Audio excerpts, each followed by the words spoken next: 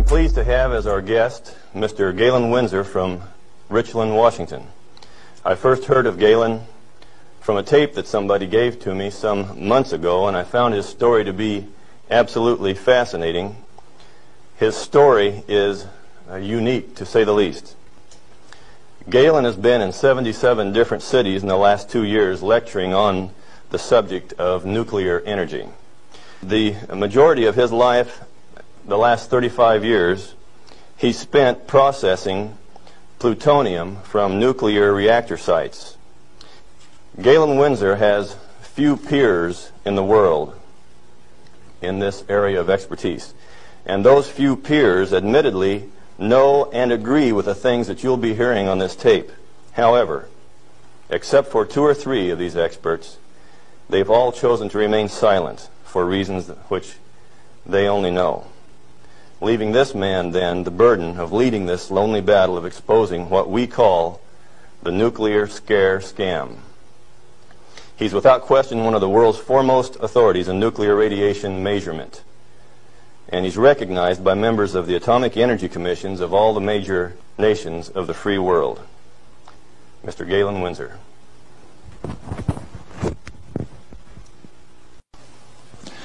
I'm Galen Windsor, and I thought I'd share a few hands-on practical things that have to do with this nuclear scare scam.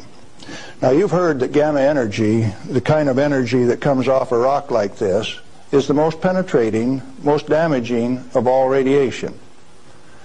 And not only that, here is uranium, the parent of radon, and they say if you can measure, detect radon in a home, then it's bad. The government says we got to ban this material. It's radioactive. Let's check it in the bottom of the bottle. Not very radioactive. Let's take the cap off. Oh goodness, very radioactive. This instrument will only count gamma, energy. It's just energy. Light's coming from those lights, only you're getting lots of infrared from the lights as well as ultraviolet. Energy response, and it's very carefully damped to only discriminated so it only gets the energy that comes from this. I don't want it to respond to a light, just to this. Cost me $1,000 to get an instrument that'll just respond to this and not to that. This is radioactive by any definition. Radioactive material giving off radiation that is read by an instrument like this. Okay, radioactive material. You pour it out in the hand, and that's radioactive contamination. Is it radioactive? Yeah, it is. Very radioactive.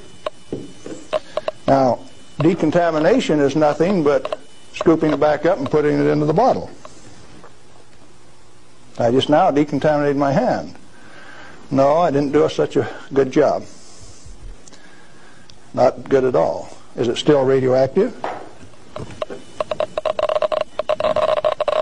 Yeah, that's called residual radioactivity. Now, under the decontamination rules of the government, when you decontaminate it has to go down a controlled drain so that you don't disperse radioactivity. Do I qualify as a controlled drain?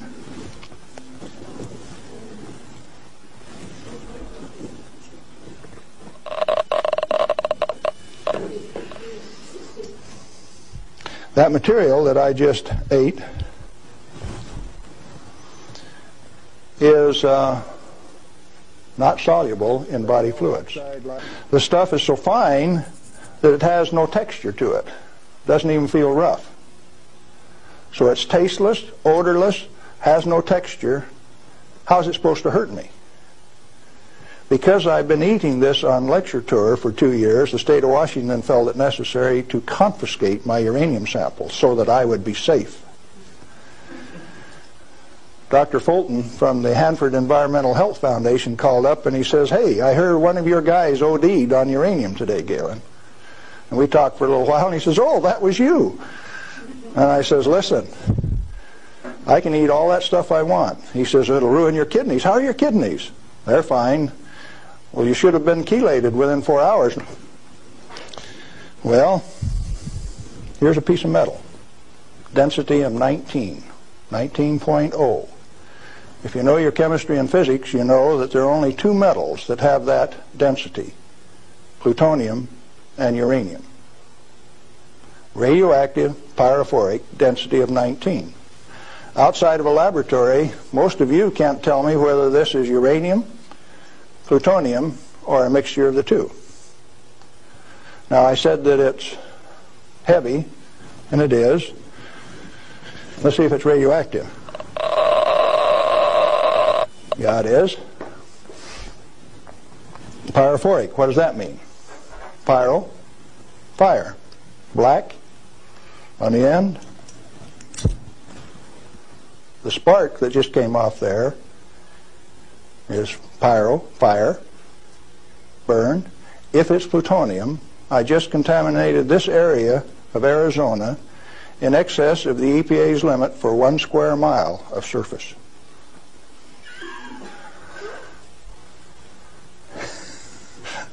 Somebody laughed. It's serious.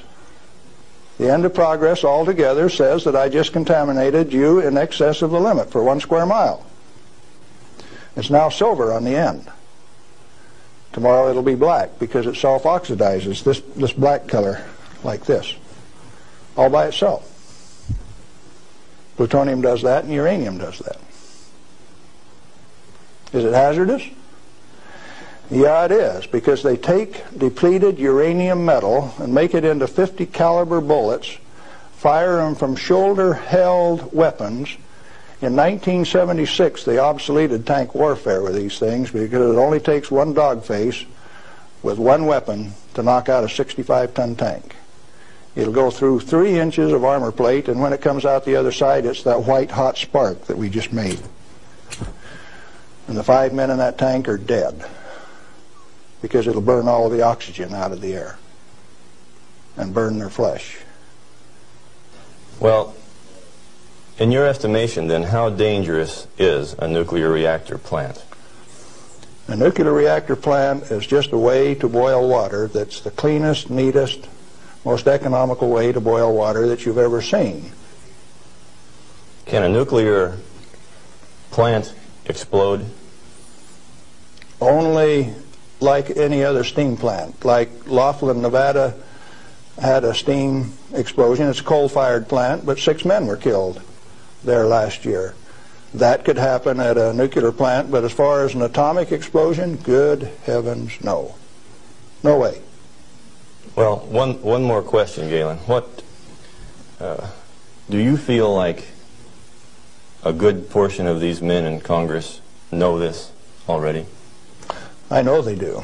I went there 4 years ago and sat down with the Senate legal staff and told them my hour-and-a-half-long sad story, and Sam Bollinger, one of the lawyers, stood up and he says, Galen, if I understand you right, why, you want us to have President Reagan snap his finger and make this thing come up straight. And I says, hey, Sam, terrific. Go ahead and do it. He didn't take that challenge. He says, no, I'll tell you what, Galen, industry likes it the way that it is.